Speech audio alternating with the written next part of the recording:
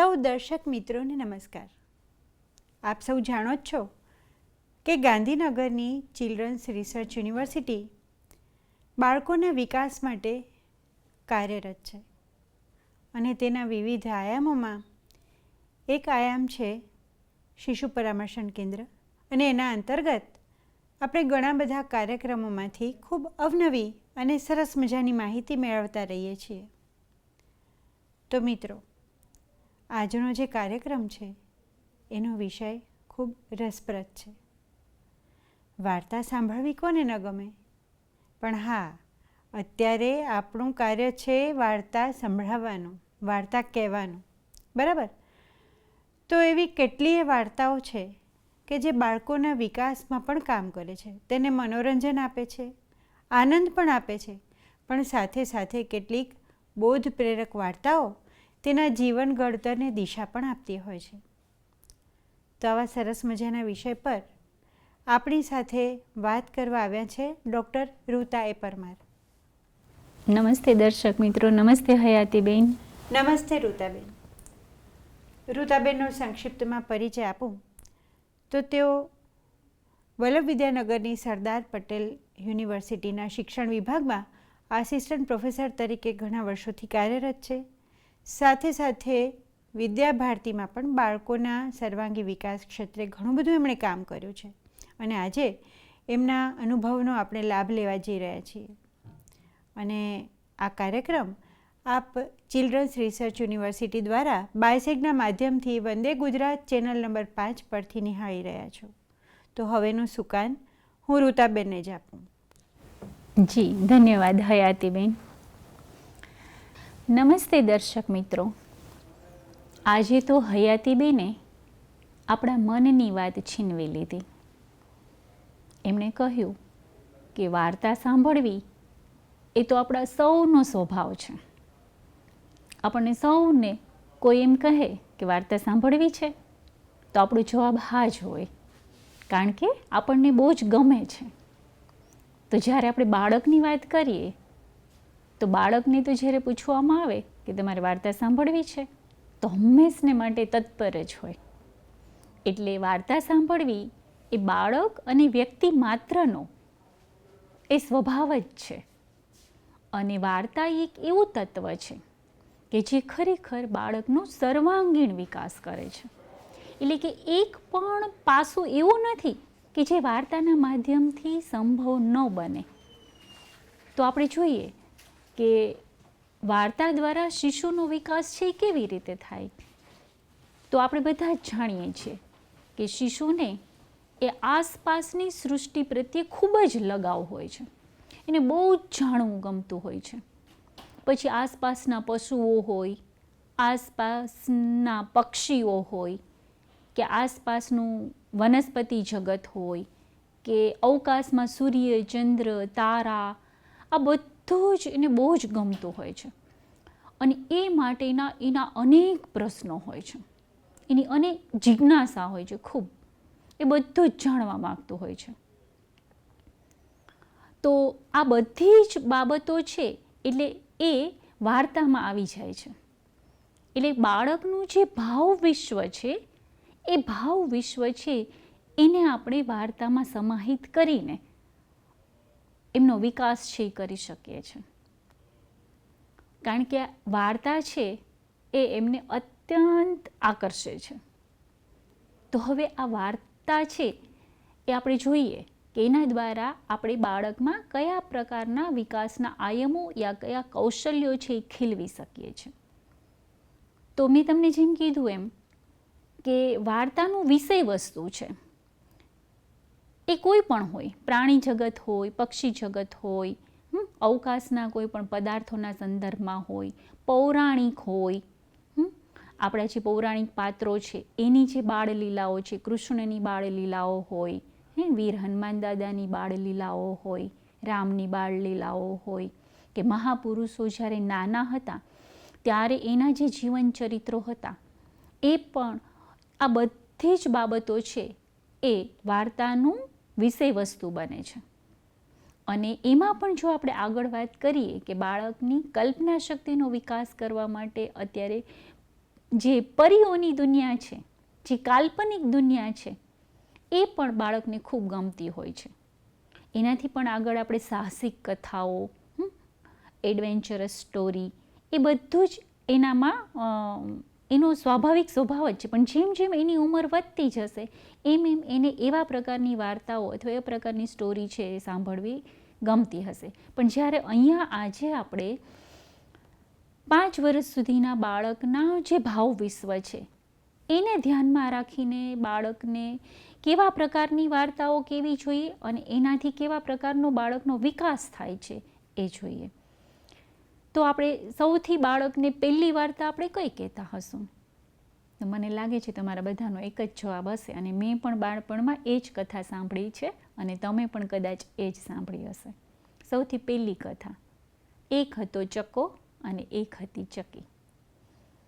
બરાબર? એ ચકાચકીની વાર્તા છે એ લગભગ એક પણ વ્યક્તિ એવી નહીં હોય કે જેમણે નહીં સાંભળી હોય. અને સૌથી પહેલી જ એ વસ્તુ આપણા માતા પિતા છે એ પહેલી વાર્તા એ જ કહેતા. હવે અત્યારના જમાનામાં ખબર નથી કે માતા પિતા છે એને કઈ વાર્તા કહે છે કે પછી મોબાઈલ ઉપર મૂકી દે છે. તો આ જે ચકા અને ચકીની વાર્તા છે એ બાળકને સાંભળવી, આમ જ્યારે આપણે કહેતા હોઈએ છીએ ત્યારે એને એટલી બધી સાંભળવી કારણ કે ચકો અને ચકી એનું ઘર આંગણાનું પક્ષી છે અને રોજ એ પોતાના આંગણામાં એને જુએ છે, એને દાણા પણ નાખે છે, એનો માળો પણ આપણા ઘરમાં બાંધેલો હોય છે ક્યાંક ક્યાંક. બરાબર? હવે તો ચકલીઓના માળા પણ આપણે, કારણ કે ચકલીની વસ્તી પણ ઓછી થઈ રહી છે એટલા માટે આપણે એને માળાઓનું વિતરણ કરીને ઘરમાં લગાવવા માટે કહીએ છીએ. તો આ જે ચકો અને ચકી છે એ આપણું ઘર આંગણાનું પક્ષી છે અને એની વાર્તા છે એ કોઈ પણ નાનું બાળક હોય તો એને સાંભળવી બહુ જ ગમતી હોય છે. આપણને તો એ આકર્ષિત. તો એ વાર્તા છે એનાથી શું આપણને ખબર પડે છે કે બંને સાથે મળીને કામ કરે છે. બરાબર? એટલે સહકારની ભાવના. અને સાથે મળીને કામ કર્યા પછી સાથે જે અર્જિત કરે છે, એટલે એ લાવે છે, ચકી લાવી ચોખાનો દાણો ને ચકો લાવ્યો મગનો દાણો. બરાબર? એટલે એણે સાથે મળીને બંને એકત્રિત કર્યું, વસ્તુનું એકત્રિત કર્યું અને પછી એની ખીચડી બનાવે છે અને પછી બંનેને સાથે મળીને જ ખાવાની હોય. કારણ કે સહકાર, આપણી જે સહકારની વૃત્તિ છે એ જ મહત્ત્વની છે. પણ ચકો એવું કરતો નથી અને એકલો ખાઈ જાય છે. તો એકલા ખાવાનું ફળ શું મળે એ પણ એ વાર્તામાં દર્શાવવામાં આવ્યું છે કે એકલા ખાવાનું ફળ છે એ સારું મળતું નથી. તો આ વાર્તા છે એ એના પક્ષી જગત સાથે સંકળાયેલી છે.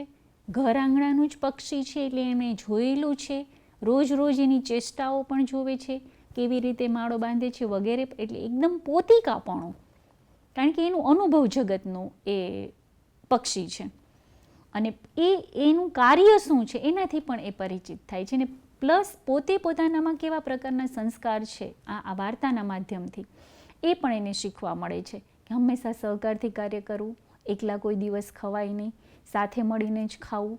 અને એ જ વસ્તુ એ પરિવારમાં પણ જોવે છે કે બધા સાથે મળીને કામ કરે છે અને સાથે મળીને જ જમે છે.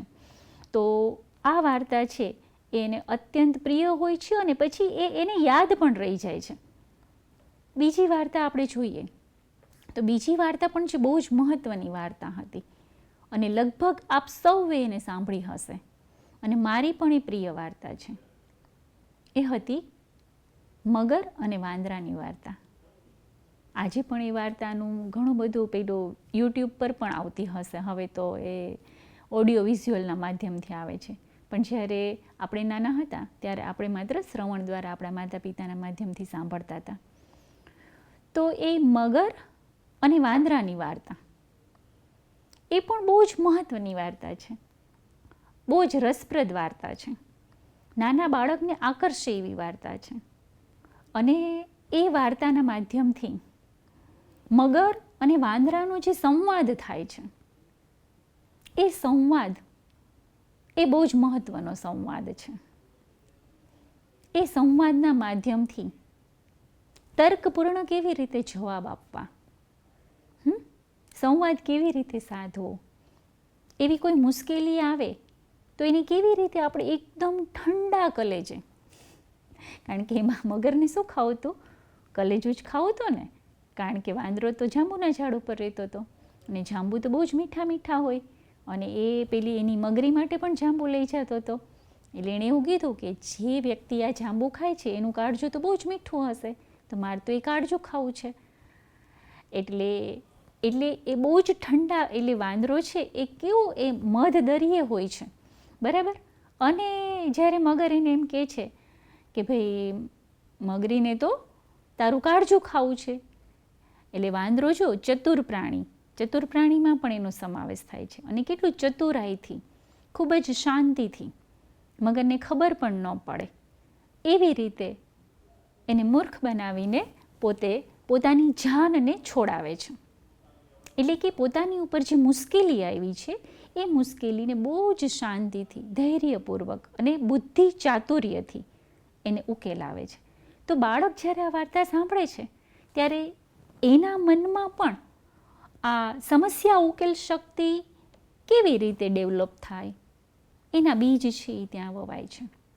કે કોઈ પણ મુશ્કેલી આવે, સમસ્યા આવે તો એને આવી રીતે બહુ જ શાંતિથી, ધૈર્યથી, વિચલિત થયા વગર, જો વાંદરો વિચલિત થઈ ગયો હોત અને હુપાહુપ કરીને મધદરિયે પડ્યો હોત તો પણ આપણને ખબર છે કે શું થાત, પણ એણે ધીરજથી, શાંતિથી આ સમસ્યાનો ઉકેલ લાવ્યો. તો એ વસ્તુ પણ બાળકમાં એ વાર્તાના માધ્યમથી ઇન્કલ્કેટ થાય છે.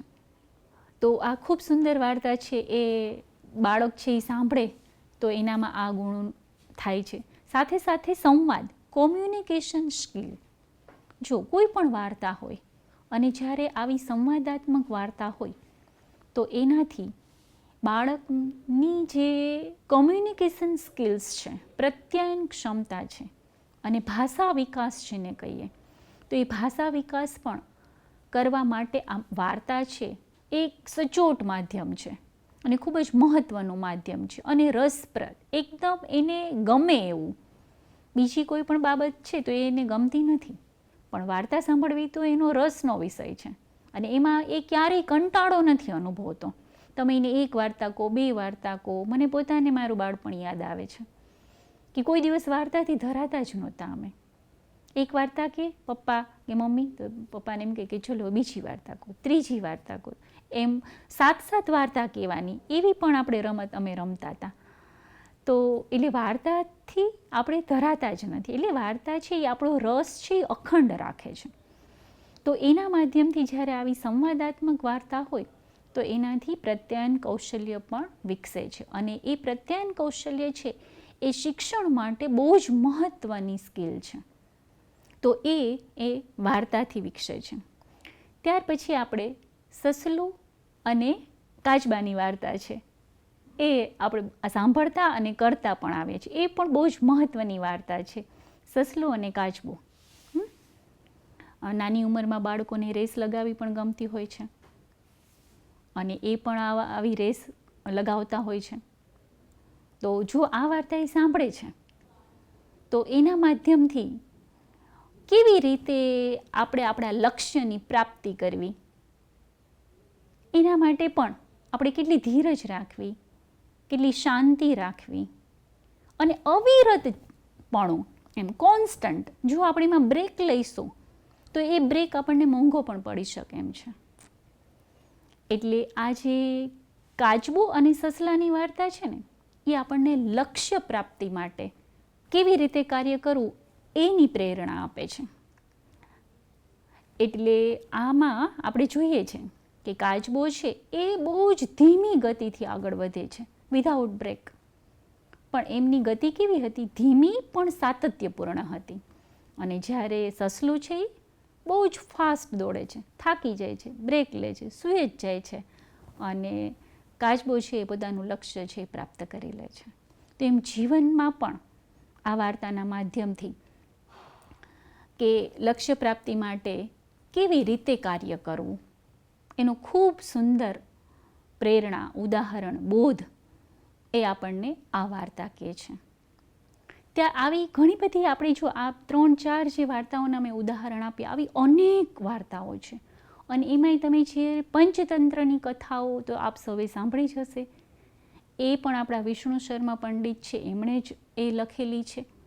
તો એમાં બધી જ વાર્તાઓ છે એ આ પ્રાણી અને પક્ષીઓની છે, પણ જે કંઈક ને કંઈક આપણને બોધ આપે છે અને બાળકોને પણ આ વાર્તા આકર્ષે છે. હવે હું બીજા એક બે ઉદાહરણ છે એ આપણા મહાપુરુષોના યા આપણા પુરાણ ગ્રંથોમાંથી જે આપણા મહાપુરુષો થઈ ગયા એના જીવનના ચરિત્રો અથવા એની બાળ લીલાઓ એની આપણે વાત કરીએ તો એ પણ બાળકોને બહુ જ આકર્ષે છે. ધારો કે તમે ભીમની વાર્તા કહો બાળકોને, તો ભીમનું ચરિત્ર છે એ બાળકોને બહુ જ આકર્ષતું હોય છે. એમના જે પરાક્રમો છે એ પણ બાળકોને બહુ જ ગમતા હોય છે. એટલે એનાથી ભીમની વાર્તાથી એના જેટલા પણ પરાક્રમો છે બધા, બરાબર, એ સાંભળીને એનામાં પણ સાહસ, શક્તિ, પરાક્રમ આ જે બાબત છે એ આપણે બાળકોમાં વિકાસ કરવાની છે.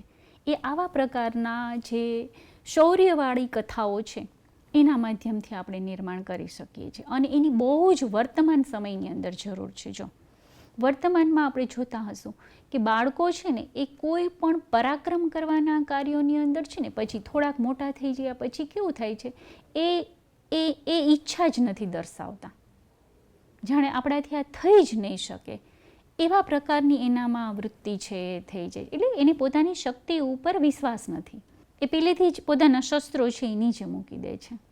પણ જો આવી કથાઓ છે એ સાંભળશે તો એને પોતાની શક્તિ ઉપર પણ વિશ્વાસ આવશે અને એવા પરાક્રમના કામો કરી શકશે. એટલે આપણી જે ભાવિ પેઢી છે એ માઇકાંગલી ન બને. અત્યારે આપણે જોઈ રહ્યા છીએ કે કોઈ એ દિશામાં આગળ નથી ચાલતા, પણ હવેની આપણી પેઢીને જો આપણે શૌર્યવાળી બનાવી હશે, પરાક્રમ કરવાવાળી, ઈચ્છા શક્તિ એટલે કે દ્રઢ ઈચ્છા શક્તિવાળી બનાવી હશે, તો આજે મહાપુરુષોના જે જીવન પ્રસંગો છે, વીર હનુમાન દાદા એના પણ જે બાળપણના પ્રસંગો છે એની જો કથા બાળક સાંભળશે તો એનામાં પણ એવા ગુણો છે એ વિકસિત થશે. પછી ચાહે સૂર્યને ગળવાની વાત હોય કે સમુદ્ર લંઘનની વાત હોય કે રામ અને લખનને પોતાના ખભા ઉપર બેસવાની વાત હોય કે લંકા દહનની વાત હોય, તો એને સાંભળવી બહુ જ ગમે છે. તો આ જે શ્રી રામ ભગવાન છે એમના જીવનના પણ અનેક પ્રસંગો, શ્રી કૃષ્ણ ભગવાન છે એમના જીવનના પણ અનેક પ્રસંગો, અનેક બાળ લીલાઓ એ બાળકને છે એ સાંભળવી બહુ જ ગમે છે. તો આ જે બધા જ પ્રસંગો છે એ પ્રસંગોથી જો આપણે જોયું કે બાળકનું ભાષા શક્તિનો વિકાસ સૌથી વધારે જો કોઈથી થતો હોય નાનપણમાં તો એ વાર્તાના માધ્યમથી થાય છે. અને એવું કહેવાય છે કે જેમની ભાષા સારી ને એમના બધા જ વિષયો સારા, કારણ કે બધા જ વિષયો છે એ ભાષાના માધ્યમથી જ આપણે ગ્રહણ કરીએ છીએ. એટલે કોઈને વિજ્ઞાન કે ગણિત કે સોશિયલ સાયન્સ આ બધા વિષયો પણ ન સમજાવવા પાછળનું એક કારણ કયું જવાબદાર છે? તો કે એની ભાષા નબળી છે. એટલે જો એની ભાષા સબળી થશે તો એ વિષયો પણ ઓટોમેટિક એને સમજાવવા મળશે. અને ભાષામાં પણ મહત્ત્વની બાબત છે એ અર્થગ્રહણ શક્તિ. તો જે આ વાર્તા છે એ એવું એક બાબત છે, એવું એક તત્વ છે કે જેમાં સંવાદ પણ છે, અર્થગ્રહણ પણ છે અને શબ્દોની મધુરતા પણ છે અને વિપુલ શબ્દ ભંડાર પણ છે અને સાથે હાવભાવ, શાબ્દિક અશાબ્દિક વ્યવહાર આ બધા જ ભાષાના અંગો છે. તો એ બધું જ છે એનો લય, આરોહ, અવરોહ, કેવી રીતે આપણે વાર્તાના કયા સંવાદ, કયો ડાયલોગ છે એને કેવી રીતે એક્સપ્રેસ કરવો, આ બધી જ બાબતો છે એ વાર્તાના માધ્યમથી બાળક છે એ શીખી શકે છે અને એ રીતે એનો ભાષા વિકાસ પણ કરી શકે છે. સાથે સાથે જેમ મેં કીધું એમ કે નિર્ણય શક્તિ, કેટલીક વાર્તાઓ એવી હોય છે કે જેમાં એ વ્યક્તિએ છે એ નિર્ણય કેવા પ્રકારનો લીધો અને એનાથી એને શું ફાયદો થયો, તો એનાથી નિર્ણય શક્તિનો પણ વિકાસ થાય છે. નિરીક્ષણ, પરીક્ષણ, તર્ક, અનુમાન, આ બધા જ જે શક્તિઓ છે એ બધી જ શક્તિઓ છે એ આ વાર્તાના માધ્યમથી આપણે બાળકને શીખવી શકીએ છીએ. એટલે વાર્તા છે એ નાનપણમાં બાળક જેટલી સાંભળે એટલી સંભળાવવી જોઈએ. આજકાલ આપણે શું કરીએ છીએ કે વાર્તા બાળકને, એટલે આપણે પોતાને પણ હવે તો વાર્તા આવડતી નથી માતા પિતા તરીકે, કે ઘરમાં જો હવે વિભક્ત પરિવાર થઈ ગયા, સર્વિસના કારણે કે બીજા કોઈ કારણને આપણા ઘરમાં આપણા દાદા દાદી પણ નથી હોતા અને આપણને પોતાને વાર્તા નથી આવડતી, કે જેનો ભોગ બિચારા આપણા બાળકોએ સહન કરવો પડે છે. પણ જો ઘરમાં દાદા દાદી હોય તો એમને તો વાર્તા આવડે જ છે, તો એ આવી વાર્તાઓ છે કરી શકે. પણ આપણે પણ માતા પિતા તરીકે આવી વાર્તાઓ છે ખૂબ વાંચવી જોઈએ, સાંભળવી જોઈએ. અને પછી બાળકને રોજ રાત્રે સૂતા પહેલાં બાળકમાં એવી મારા પોતાનામાં એવી ટેવ હતી. અને કાલે જ હું મારી બહેનના ઘરેથી આવી તો મારી બહેનના ઘરે પણ એમના દીકરાની દીકરી છે એ રાત્રે વાર્તા વગર નથી સૂતી, તો મારી પાસે પણ એણે વાર્તા સાંભળીને જ સૂતી. તો બાળકમાં પણ આ પ્રકારની ભાવના, વાર્તા સાંભળીને જ સૂવાની ટેવ છે એ વિકસિત કરવી જોઈએ. અને પછી ખાલી એટલે ટેવ વિકસિત કરવાની પણ જરૂર નથી. ખાલી જો એક વખત આપણે બાળકોને એક વાર્તા કીધી પછી ઓટોમેટિક જ એ બીજે દિવસે કહેશે કે મને વાર્તા કહો.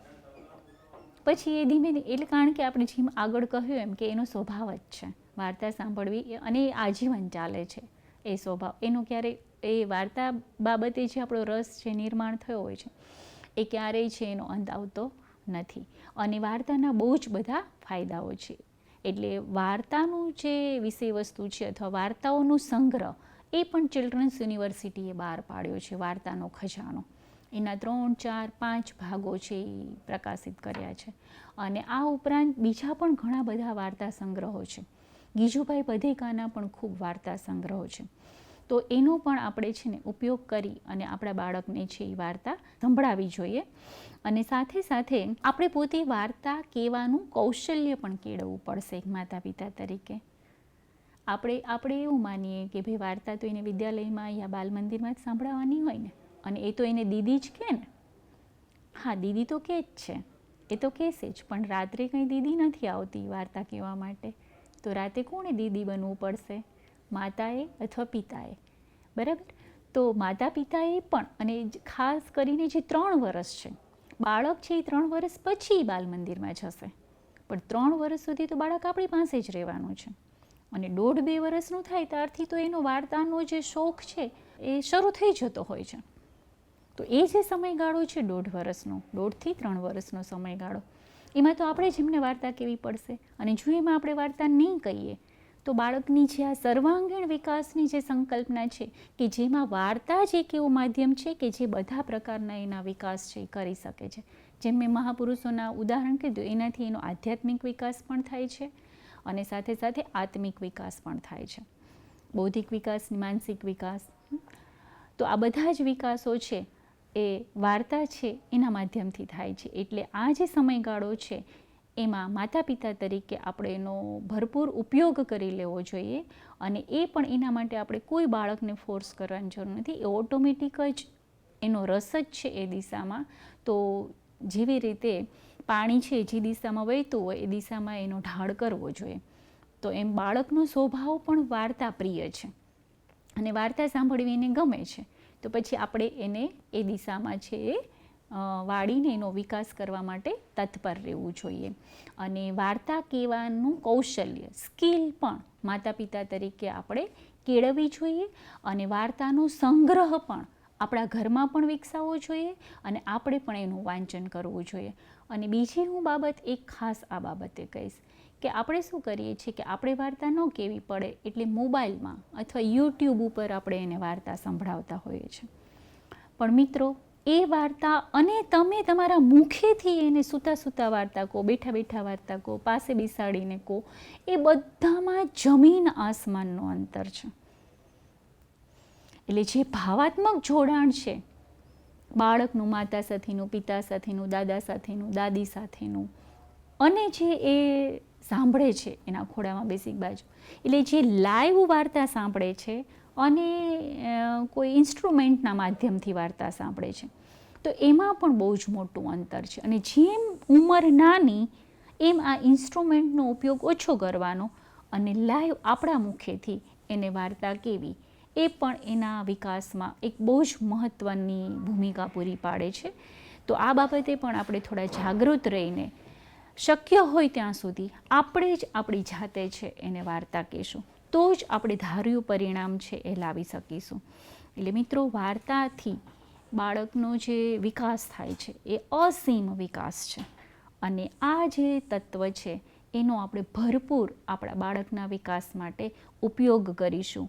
અને આ વિષયની ગંભીરતાને સમજીને જ આજે શિશુ પરામર્શન કેન્દ્ર ચિલ્ડ્રન્સ રિસર્ચ યુનિવર્સિટી દ્વારા ચાલી રહ્યું છે. તો એમણે પણ આ શિશુ પરામર્શન કેન્દ્રમાં વાર્તા દ્વારા શિશુનો વિકાસ કેવી રીતે થાય એ વિષયને અહીંયા આપની સામે મૂક્યો છે.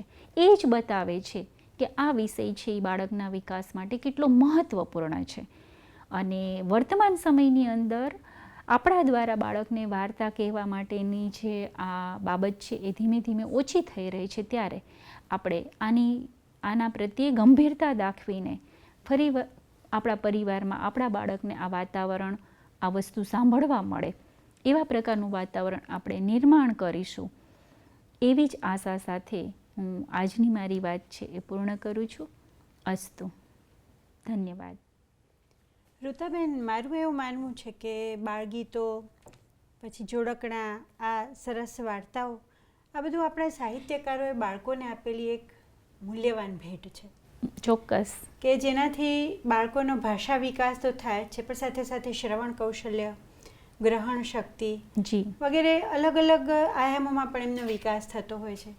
મને યાદ છે, મારું પણ જ્યારે બાળક નાનું હતું ત્યારે એને મૌલિક વાર્તાઓ, કારણ કે એક દિવસે કહેલી હોય બીજે દિવસે તો જૂની થઈ જાય, તો ત્યારે મેં મંકોડા કાકાની પણ એને વાર્તા કરેલી છે. જી. તો આ રીતે માતા પિતાઓએ પણ એક સરસ ટાસ્ક છે કે નવી નવી વાર્તાઓ બનાવવી. અને બીજું, વાર્તામાં પણ ધારો કે ગીજુભાઈ બધેકા છે તો એણે વાર્તામાં પણ આવા જોડકડા, આવા પંક્તિઓ મૂકી છે કે જે વારંવાર એકની એક વાર્તામાં આવતી હોય છે. તો એ ગાઈને પણ બાળકને બહુ જ મજા આવતી હોય છે. અને એને કારણે બાળકનો માનસિક વિકાસ પણ ખૂબ સરસ રીતે થતો હોય છે. તો ઋતાબેન, વાર્તા એટલે વાર્તા એવું ન માની લેતા, તમે એને ખરેખર એક કથા જેમ વર્ણવી છે અને આપણા માતા પિતાને માર્ગદર્શન પૂરું પાડ્યું છે કે વાર્તાઓ કઈ કઈ રીતે બાળકના વિકાસમાં ઉપયોગી થાય. તો આવી સરસ મજાની માહિતી આપે અમને આપી છે, એટલે ચિલ્ડ્રન્સ રિસર્ચ યુનિવર્સિટી વતી હું આપનો હૃદયપૂર્વક આભાર માનું છું. Thank you so much.